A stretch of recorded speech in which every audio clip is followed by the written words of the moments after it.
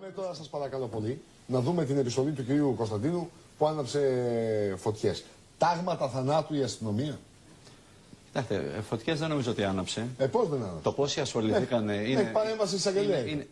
Ναι, κοιτάξτε, τώρα το με τι ασχολούνται και με τι δεν ασχολούνται είναι επιλεκτικό. Πάμε να το δούμε και το σχολιάσουμε. Ωραία, θα σας πω μετά.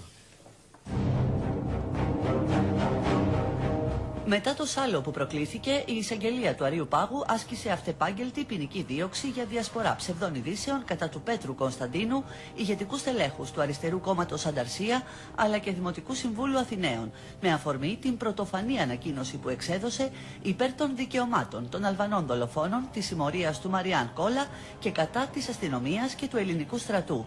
Επίσης, διατάχθηκε κατεπίγουσα προκαταρκτική εξέταση και η δικογραφία κατατέθηκε στο πτεσματοδικείο.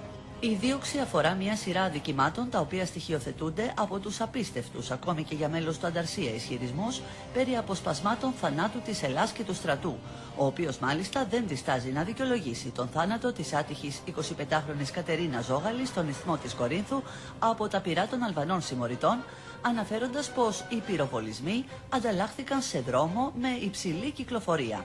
Τα αποσπάσματα θανάτου της ελληνικής αστυνομίας και του στρατού εκτέλεσαν άλλον ένα Αλβανό δραπέτη των φυλακών Τρικάλων, τον Μαριάν Κόλα.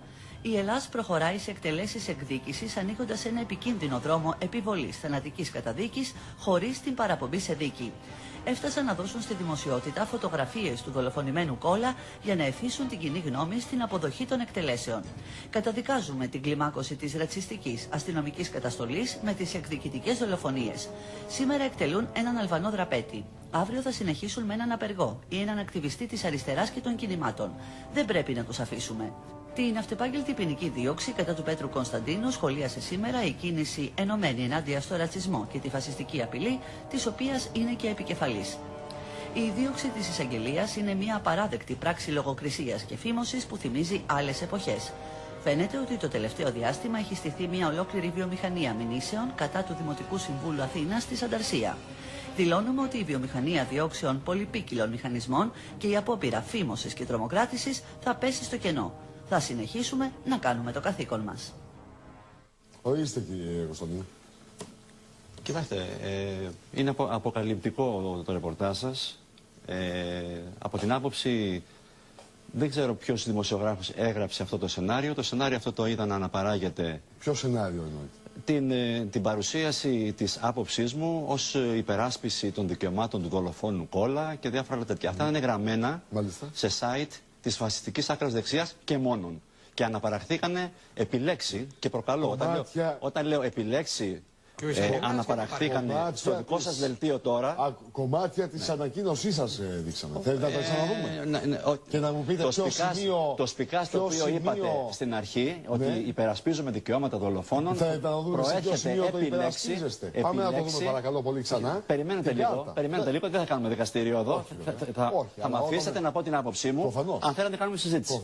Θέλω να πω στην ουσία όμως αυτό. Ένα λεπτό, όταν λασπολογείτε εναντίον. Δεν λασπολογώ, κύριε Παυλόπουλε, αν θέλω να τη συζητήσουμε σοβαρά, για να καθίσω εδώ, δεν ήθελα να απολογηθώ σε κανέναν. Όχι σε μένα. Όχι σε μένα. Λοιπόν, εδώ δεν είναι δικαστήριο. Δεν απάντησα σε εσάς, σας είπα όμως. Σας είπα και ισχυρίζομαι ότι επιλέξει αυτά τα οποία μπήκαν εκεί. Λέω όμως, κύριε Κωνσταντίνου, ένα λεπτό. Λέω όμως ότι το κομμάτι αυτό της δικής σας δήλωσης, δική σας ανακοίνωση είναι αυτή, δεν είναι δική μου. Παρουσιάσατε όλη την ανακοίνωση. Το απόσπασμα Συγγνώμη.